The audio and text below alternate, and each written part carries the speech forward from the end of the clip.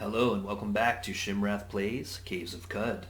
Oyuun the Axe Marauder has just upgraded his armor to carbide plate, and that was basically the one big thing that we spent our funds on. So it's now time to do a couple of things. Where are we in relation to the center here? We need to travel real quick back. Actually, easy way to do this, go up to the overland map, go back down at the arrival location, and then you'll be right out front, so you don't have to actually walk there.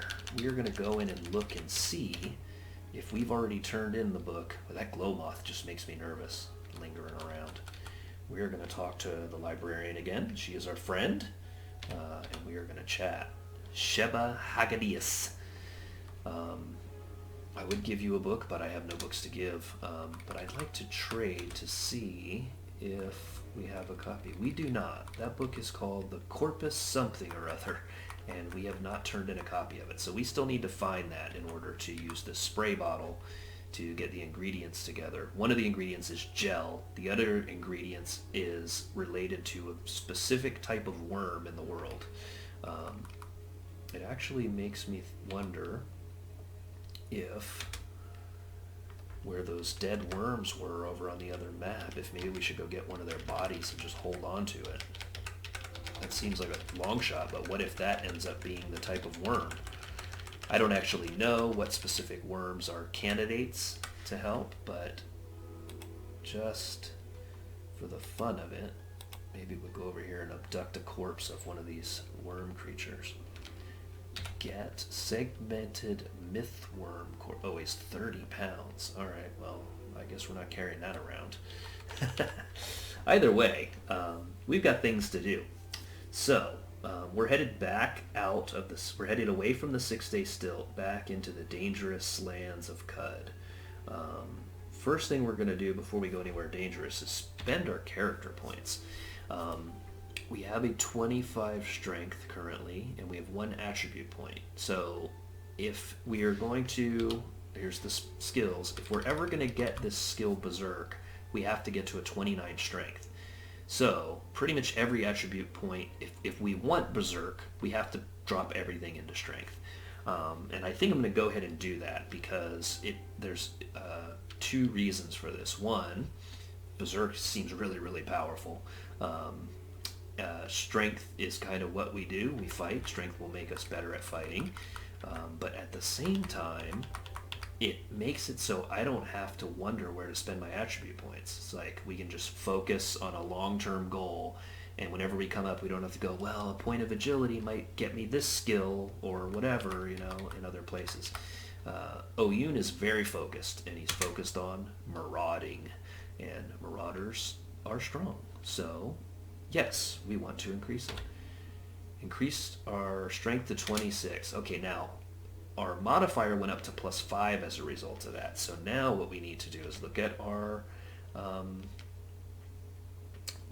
battle axe. It's still, the two-handed steel battle axe is still 8 penetration of 8, but the folded carbide battle axe, because our thing increased, it went to penetration 9 out of 9. Our strength is now better, and the folded carbide battle axe is tough enough to utilize our strength. The other thing is not.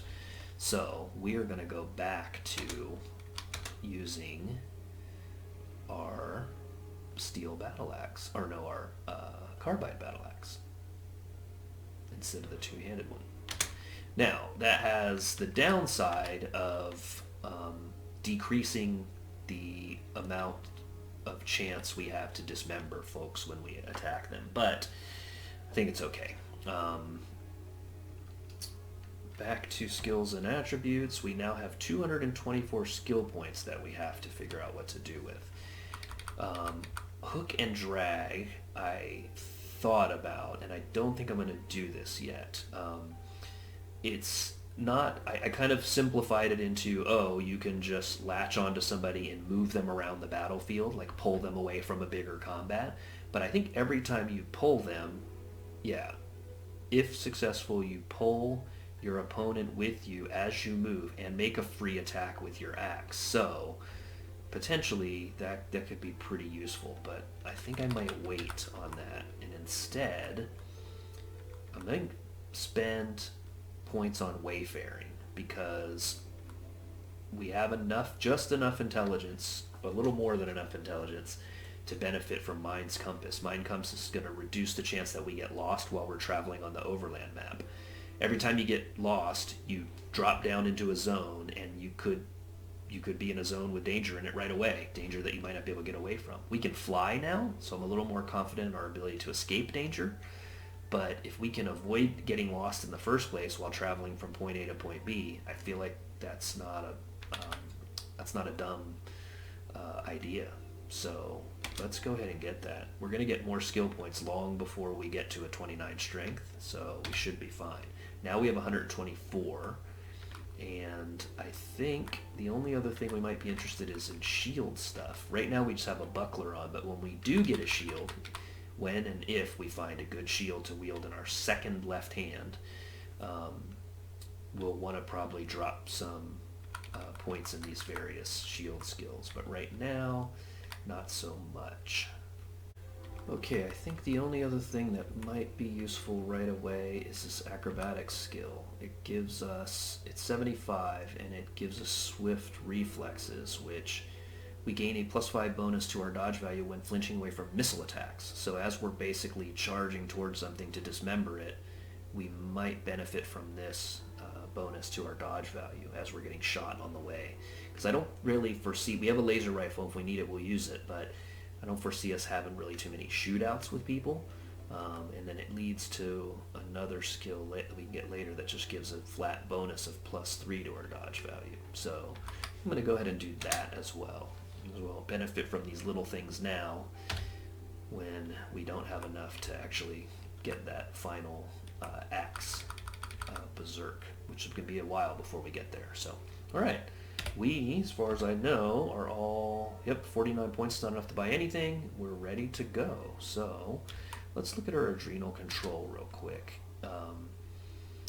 It's increased by, okay, so it's now rank 4. At this rank, we can increase our adrenaline flow for 20 rounds, and we gain +13 quickness, and other physical mutations gain +2 rank. Okay, so that means everything else is at +2, like double muscled, raises the percent chance to daze someone, heightened hearing, and makes the radius that I can hear higher. Heightened quickness gives a bonus to quickness, obviously. And sleep gas generation, let's see, okay, increases the difficulty of the save of things falling asleep. And then wings, it will change the percentage chance of me falling out of the sky, basically. Oh, good. Okay, so if you remember, we mutated and got wings, and I'm really kind of looking forward to testing out our ability to charge over a longer distance with the wings, and also just the idea of being able to fly into the sky to attack flying creatures that you can't normally attack with melee attacks is also very nice. I don't have to be as scared of dawn gliders. I may be able to actually go toe-to-toe with them. Speaking of going toe-to-toe, let's head to the overland map and figure out where we're going to go next. On our way here, we traveled in a straight line, straight up through there. I have gone in and highlighted all the locations so that they blink on the map, so we know where all the special stuff is that we've discovered. And we passed a very specific place that, if you remember, like flaming tar pits. I didn't know this, but flaming tar pits a lot of times contain, I think, the corpses of creatures that have been stuck in them, and they sometimes have very good loot on them. So I think it's well worth our time to find that square and venture back over there. If we look, it was this, right? Yeah, there it is, the flaming tar pits. Okay, so I think what we're going to do is we're going to go ahead and fly. You've gained the activated ability Swoop. Press A to use activated abilities. Okay, now we're flying, and that is indicated by us flashing and there being a little blue up arrow, meaning we're in the sky. So we're going to fly because I think that it decreases our chances of getting lost and makes our overland movement faster. So we're going to go real quick to here, and we're going to go ahead and land. And we're going to try to land in the flaming tar pits, but not actually in the flaming tar pits. Bada boom. Okay, are there any creatures on the screen? No. Well, yes, there is some sort of traveler over here, but he is not somebody that's going to hurt us. There are splats on the ground, and there are 2 different colors, so I think maybe these yellow ones are ones that we might be able to harvest equipment off of. And then another thing we're going to do while we're here is explore all the adjacent zones to ensure that there aren't more flaming tar pits with more potential treasures. So real quick, looking at this is just tar encrusted bones, so not anything we can harvest. But oh, it just told me I was knocked prone. That's because I was flying, and the percentage chance of me falling from the sky was triggered, and I fell on the ground. This is, I think, the mutation, the fly mutation sort of balancing mechanism is that you can't fly all the time and just, you can fly and shoot things on the ground, and a lot of them can attack you back because they don't have ranged attacks, but sometimes you'll fall out of the sky and they can, they can jump on you. Let's look at this. This is fossilized remains. Okay, what if I get them? Oh, maybe I'm wrong about this being open. Okay, you open the fossilized remains and find a weird artifact, which we will take. Alright, that was good. Okay, there's a huge fire. Wait. Oh, looks like this traveling guy got a little too close. He's now flaming. What? He might die. If he dies, we can have his stuff. You okay there, buddy? Yeah, you died. Alright, we might as well go ahead and make his misfortune our fortune. And really, honestly, we don't need any of the stuff that he has except for his water skin. And we'll tell him, hey, when venturing in the tar pits, be cautious not to get too close. So, it's just the way it goes. Okay, we're going to head up here. Okay, the fires are now out. We don't have to worry about the smoke. I'm going to go here. I think I might have just waded into the asphalt, so I might get stuck, but we're going to get this. We're going to open them, and there's a small box here, which we are going to pick up. All right, and then we're going to just step out of this asphalt. We might be strong enough that we won't get stuck. That's just a corpse, so only the white colored blobs are what we're looking for. Why am I flashing? Well, this music really goes off right here. All right, open.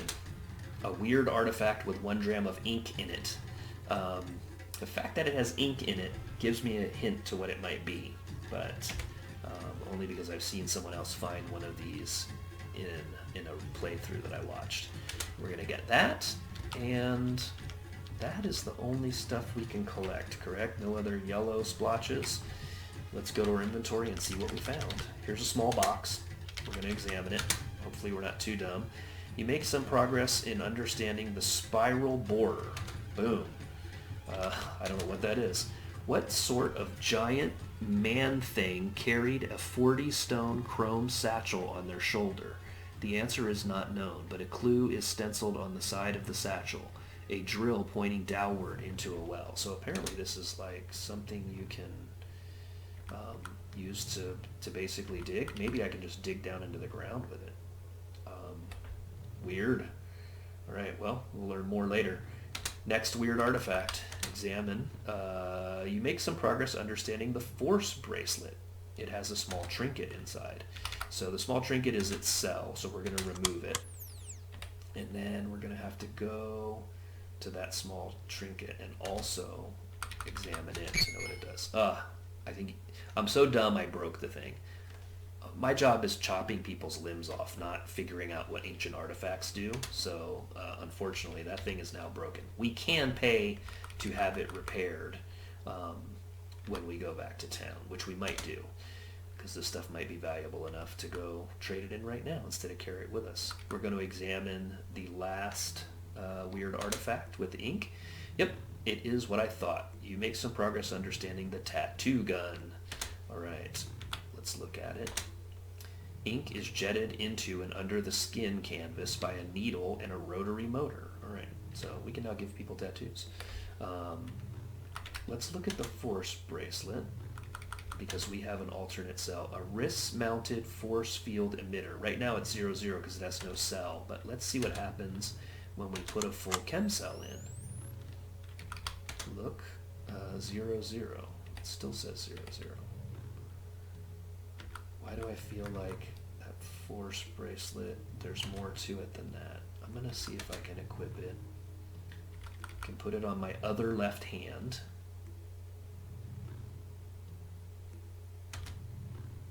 You have gained the activated ability, Activate Force Bracelet. Alright, so let's see what that does. Activate Force Bracelet. Right now we have 8 armor, 2 dodge value. If we activate the Force Bracelet, oh, it doesn't actually give you armor. It creates a force field around you. So if I was in real big trouble, I could create this force field and maybe then just shoot my laser rifle at people, try to soften them up before combat starts, see how long it lasts. 1, 2, 3, 4, 5, 6, 7, 8, 9, 10, 11, 12, 13, 14, 15, 16, 17, 18, 19, 20, 1, 2, 3. About 22 rounds before it goes away, so that's cool. Now it's getting dark. I think what we're going to do is go ahead and camp the night just so that we can see what's going on around us, and we will go to our inventory and try to eat. Oh, we don't have any food, right? And we're hungry, so we're going to need to chop somebody's limbs off pretty soon, or we're going to get real hungry. In fact, there might be good reason not to wait through the night. These are not...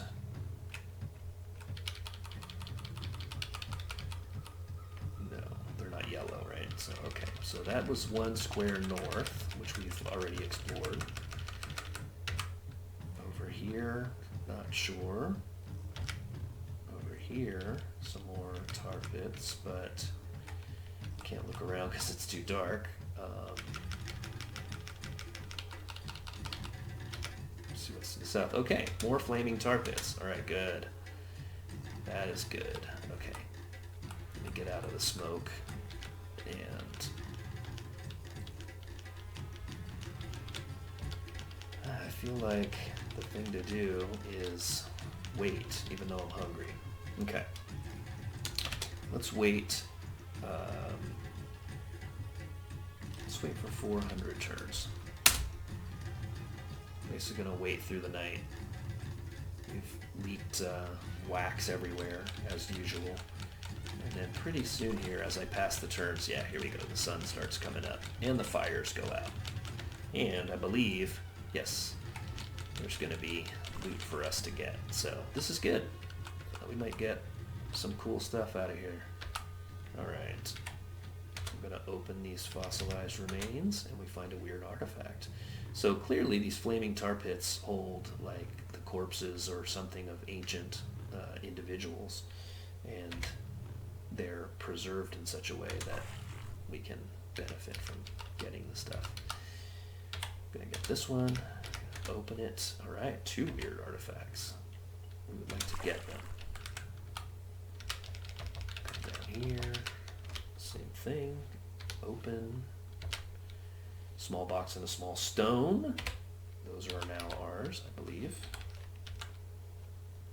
And hopefully empty at this point. Last one. Get. Oh no, we gotta, open 2 weird artifacts. Alright, I'm not very good at figuring out what weird artifacts are, but go ahead and try it. Small box. Make some progress understanding the hover sled. Okay, like I said earlier, a hover sled can be used now to float nearby. Let's look at it. A toboggan repels above the ground and gently rocks on an ethereal wave. It's encircled by a corona of wafting dust. All right, so the hover sled basically can hold more stuff. So now we have like a mobile platform to help us carry all of our crap back and forth. A small stone. Examine. Don't break it, Oyuun. You make some progress understanding the Alava surface recoiler with a fresh chem cell inside. Okay, a recoiler is a teleporter, basically. So this small stone will take us to this place. I have no idea where this place is or how dangerous it is, so I'm definitely not going to activate it. Now, weird artifacts. Let's see. Examine. Okay, you make some progress understanding the ganglionic teleprojector. 1 armor and -1 dodge. Alright, I don't know what that is. Let's look at it. The teleprojector is a fluted visor of fused tungsten filament. 2 antennae coil out of the temples. Yeah, okay. What if we install a cell in it? What happens? Then we look at it. I don't know. I'm afraid to put this on. It's not as good as the helmet we have on, but what if I equip it? Your tarred fullerite armet was unequipped, and then we can go to the ganglionic teleprojector and see no active effects, and it doesn't say what it does, so I have no idea what that does, but it doesn't provide as much armor, so we're gonna take the cell out first, and then we're gonna remove it, and then we are gonna put back our met so that we have very nice armor value. All right, back to the weird artifacts, man. Oh man, there's a lot of them, and I feel like they're all really valuable. Examine. You make some progress understanding the precinct navigator. Okay, look at the precinct navigator. Chance of becoming, okay, grid lines and a red dot are painted on the glass loon, and simple rectangles depict the once ordered streets of chromium that since burst like gnarled roots through space and time. Chance of becoming lost in ruins reduced by 50%. Chance of interesting encounters while traveling through the ruins on the world map increased by 100%.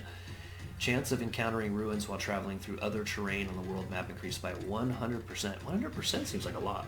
Compute power on the local lattice increases this item's effectiveness. Okay, I don't know what that last thing means, but this is basically like a weird computer compass that can help us navigate. Doesn't currently have a cell in it. Next weird artifact. You make some progress understanding the wrist calc, and it does have a fresh chem cell in it. Let's look. Diodes burn their cyan light through an atmosphere of glass curved around a metal link. When equipped and powered, provides 10 units of compute power to the local lattice. Okay, that piggybacks on what the other item did, right? When equipped and powered, this item grants a bonus to identifying artifacts as if your intelligence score was increased by 2.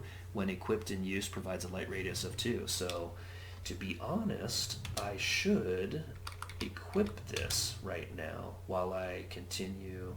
I'm going to put it on my right arm, I think.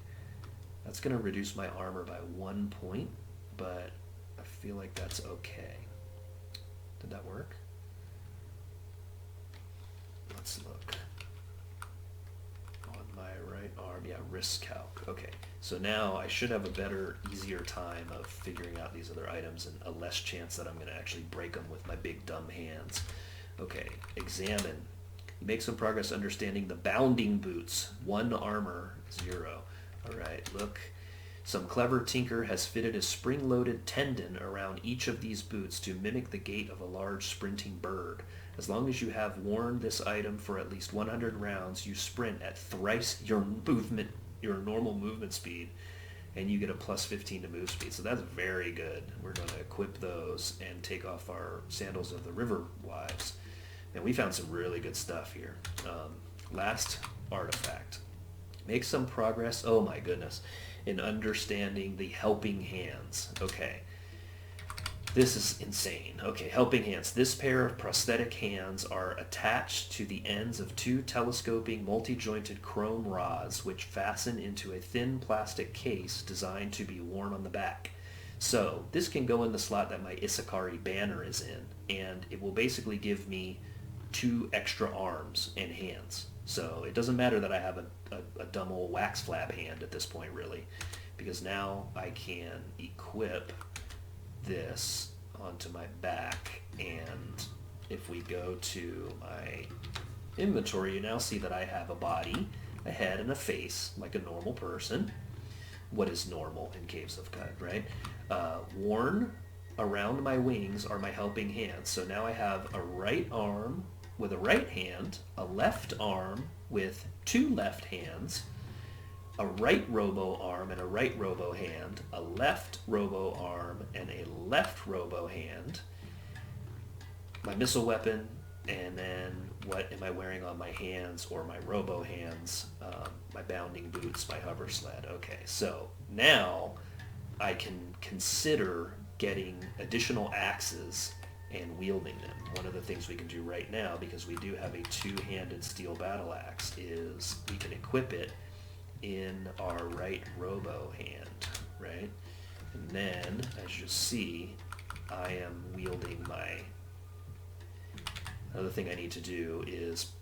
so I think what happens, whenever you gain additional limbs and this whole menu resets, it defaults back to your original right-handedness. And I don't want that, right? Because Wax Flab is not a good weapon. I want to go to my left hand and hit tab to set the primary limb. Boom. Okay. So I'll be using this. There is a slight chance that I'll also whap somebody with my Wax Flab now and again, but now there is a chance that I'll also, every time I attack, there's a small chance that I will wield this 2-handed steel battle axe in combat too. And my ability to wield that can be increased with the dual wield skill set, right? So that's something that I can start spending skill points on now. Very good artifacts in this place so far. Now, one thing we have to do, though, is we have to explore all the adjacent squares, because there could potentially be more tar pits on either side. Okay, this is just pools, and apparently I have camped there before, because there's a campfire and a bunch of wax. It's pretty obvious if Oyuun's been in your neighborhood. And then over here, it looks like the same thing. I have explored it. I'm going to go ahead and just look at every adjacent zone. I've explored this as well.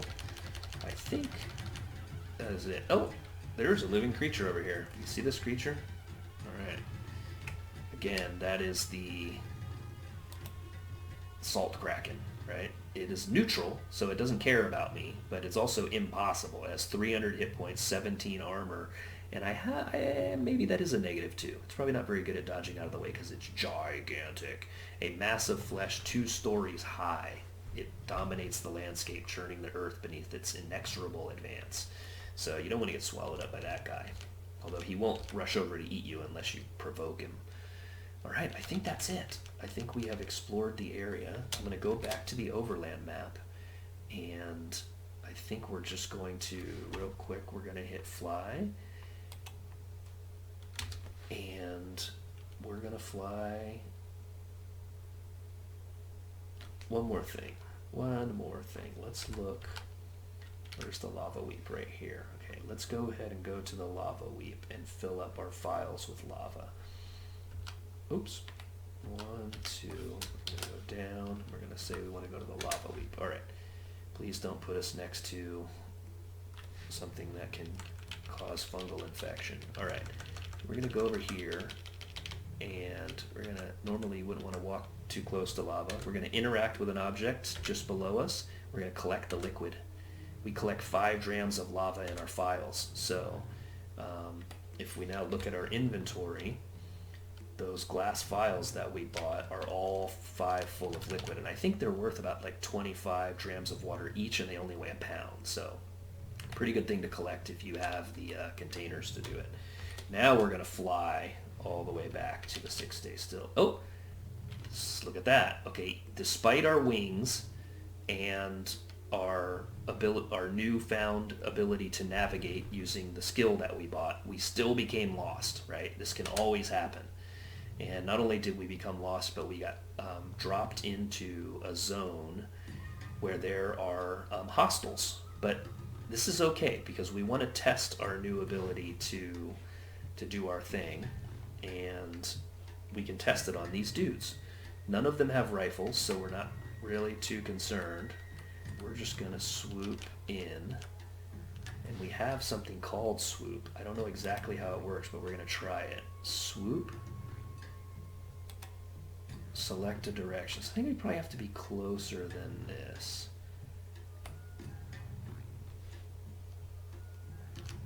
Alright, so I'm just going to wait a turn. Okay. Nothing's happening because I'm flying and he's not, right? So he's just waiting for me to fall to the ground. But I can swoop, and then I swoop down and attack him and continue to fly, right? So this is a tactic when you have wings that you can use. But you can also, and I think this is probably going to be more Oyuun style because he doesn't really want to, I mean, that's a good tactic, swooping. Did it have a cooldown? I've landed. I'm going to look at his stuff, and it's nothing I want. Now, let's try something else. I want to charge this guy. Okay, see the yellow? I can now, 1, 2, 3, 4, 5. I can charge 6 squares now because of my wings. So I'm going to move up that many, and I'm going to charge, and now I can actually, oh, you can't charge more than 5 spaces. All right, let's let him move one more. Charge. Boom. Yeah, okay. I haven't dismembered anyone yet, so let's wait. We'll wait 2. Oh, we can't charge for 11 more turns. So what we'll do, we'll actually just kind of lead him around, and then we'll charge. Can't charge more than 5. Okay, I got to learn my new range here. It was 2 before, so bam. All right. And once again, I didn't dismember him. So on this, oh, I'm famished. Okay, that's okay. I'm going to go over here and I'm going to purposely dismember this guy. I'm not going to charge him. I'm instead going to dismember him. Did it work? I missed. Okay, now I have 29 things. So let's do this. I really need food, so I'm going to sprint and just get away from this guy. Remember, I'm really fast when I sprint because of the boots that I have, right? And now that he's there, I should have recharged my, no, dismember has 22 turns, so we're going to go ahead and let it count down. We'll just walk away from this guy if he gets too close. All right, now we can go back and try to dismember again. All right, we chopped off his face. So that's good because now we can basically eat his face. There we go, that hits the spot. Oyuun loves nothing more than eating the faces of his dismembered enemies. And now we are still lost, so the only way we can get back to town is to explore new zones. And we did. We explored a new zone, we regained our bearings, we can now go to the overland map. We can fly, and we can just head back. And we will land at, how about, we didn't get any books, so let's go to the Dromad Caravan. And I'm pretty sure we should wrap it up there. I think we probably are at about our time limit. And what we'll do in the next episode is we'll start right here talking to this Dromad merchant. Actually, we'll probably go first to the tinker and see if he can repair the item that we broke, because it could be a very useful artifact as well once we get it repaired. And then we'll sell off some of this stuff that we might not find as useful as the really good stuff. So, incredible session. We found some really, really hefty stuff, really useful to our character and the build. So Oyuun is looking good. Pretty soon he will be the most powerful warlord of the land, and he will build his fortress around Ekazokesh and protect his water, wine, and lava. And hopefully prosper into old age instead of being killed by a more powerful warlord. Thanks as always for watching. We'll see you in the next episode.